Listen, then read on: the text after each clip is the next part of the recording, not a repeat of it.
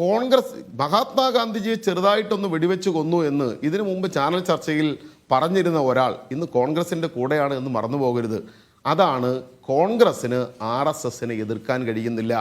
ഒരു പ്രതിഷേധ പ്രകടനം പോലും നടത്താതെ ഇപ്പം കോൺഗ്രസ് പറയുന്നത് സർക്കാരിനും പോലീസിനും എതിരായിട്ടാണ്. അത് തെറ്റിദ്ധരിപ്പിക്കുന്നതിനും കേരളത്തിലെ ജനങ്ങളുടെ മുമ്പിൽ തെറ്റിദ്ധാരണ ഉണ്ടാക്കുന്നതിനും വേണ്ടിയാണ്. കേരളത്തിലെ സർക്കാരും പോലീസും വളരെ ഗൗരവത്തിൽ തന്നെയാണ് ഈ വിഷയത്തെ കാണുന്നത്. ശരി നിതിൻ, ഇവിടെ ഇപ്പോൾ ഒരു വാദം നിങ്ങൾ പ്രധാനമായി ഉന്നയിക്കുന്നത് എന്തുകൊണ്ട് കോൺഗ്രസ് ഈ വിഷയത്തിൽ ഉടൻ തന്നെ പരാതി കൊടുത്തില്ല, എന്തുകൊണ്ട് 4 ദിവസത്തിന് ശേഷം മാത്രം രക്തം തിളച്ചു, അതും സഭയിൽ മാത്രം? ഇതാണല്ലോ നിങ്ങളുടെ പ്രധാനപ്പെട്ട വാദം. എവിടെ പ്രതിഷേധ പ്രകടനങ്ങൾ എന്ന്?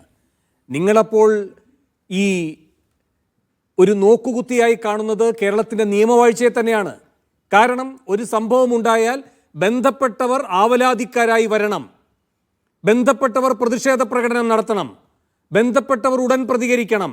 എങ്കിൽ മാത്രമേ ഈ കാര്യത്തിൽ ക്രമസമാധാന പാലനം ഉണ്ടാകൂ കേരളത്തിൽ എന്ന് നിങ്ങൾ തുറന്ന് സമ്മതിക്കുന്നതിന് തുല്യമല്ലേ അത്? അങ്ങനെയെങ്കിൽ ഇതാണോ നിയമവാഴ്ച? നിർബന്ധിതമായി ഉണ്ടാകേണ്ടതാണോ കേരളത്തിലെ നിയമപാലനം?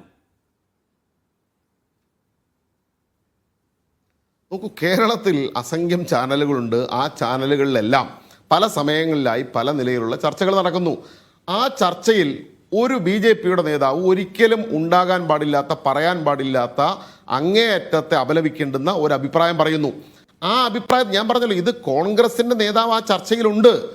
ആ ചർച്ച കഴിഞ്ഞാൽ ഉടൻ ഇതിൻ്റെ ഗൗരവം മനസ്സിലാക്കി പരാതി നൽകാൻ എന്തുകൊണ്ട് നേതൃത്വം തയ്യാറാകുന്നില്ല? അതാണ് ഞാൻ പറഞ്ഞത്.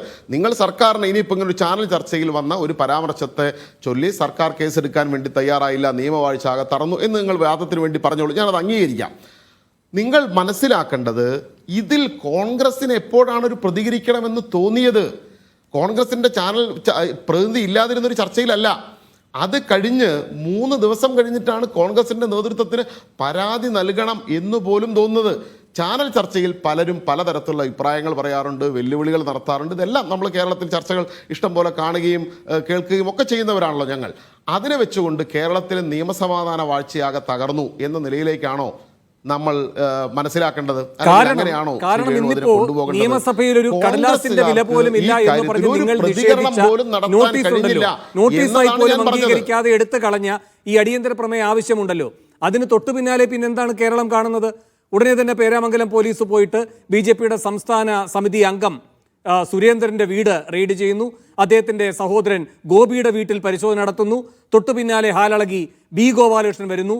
ഇനി പ്രിന്റുവിൻ്റെ പേരിൽ ഞങ്ങളെ വേട്ടയാടാൻ BJPക്കാരുടെ വീടുകളിലേക്ക് കയറിയാൽ ചാണമുക്കം മുക്കിയ ചൂലുണ്ട്, അതെടുത്തു വെച്ച് പ്രഹരിക്കും. പോലീസ് സ്റ്റേഷനുകളിലേക്ക് ഒരു ടെസ്റ്റ് ഡോസ് മാർച്ചാണ് ഇപ്പോൾ നടത്തിയിരിക്കുന്നത്.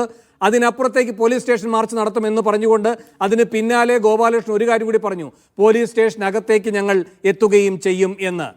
അപ്പോൾ ഇതാണ് നിങ്ങൾ ഈ അടിയന്തരമായി നടപടി ആർക്കെതിരെ എടുക്കുന്നു എന്ന് അവകാശപ്പെടുന്ന കാര്യത്തിൽ നിങ്ങളുടെ പോലീസിനെ പറ്റിയുള്ള ആ കൂട്ടരുടെ സമീപനം വെല്ലുവിളി. അപ്പോൾ ഇതെവിടേക്കാണ് കാര്യങ്ങളെ എത്തിക്കുന്നത് നിതിൻ? ആ വെല്ലുവിളിയുമായി BJP വരട്ടെ, RSS വരട്ടെ. കേരളത്തിൽ പോലീസിനെയും അങ്ങനെയൊക്കെ നേരിടാൻ മാത്രമുള്ള BJPയും RSSും ഒക്കെ കേരളത്തിലുണ്ടോ എന്ന് കേരളീയ സമൂഹം ഇതിനു മുമ്പും വിലയിരുത്തിയിട്ടുള്ളതാണല്ലോ. ഈ പറഞ്ഞ ഗോപാലകൃഷ്ണക്ക് ഇതിനപ്പുറവും പറഞ്ഞിട്ടുള്ള സാഹചര്യം ഉണ്ടായിരുന്നല്ലോ. ഞാനീ പറഞ്ഞത് രാഹുൽ ഗാന്ധിക്കെതിരായ ഒരു പരാമർശം വന്നിട്ട് എന്തുകൊണ്ട് കോൺഗ്രസ്സുകാർക്ക് 3 ദിവസം ആ കാര്യത്തിലൊരു വേദന ഉണ്ടായില്ല, വേവലാതി ഉണ്ടായില്ല?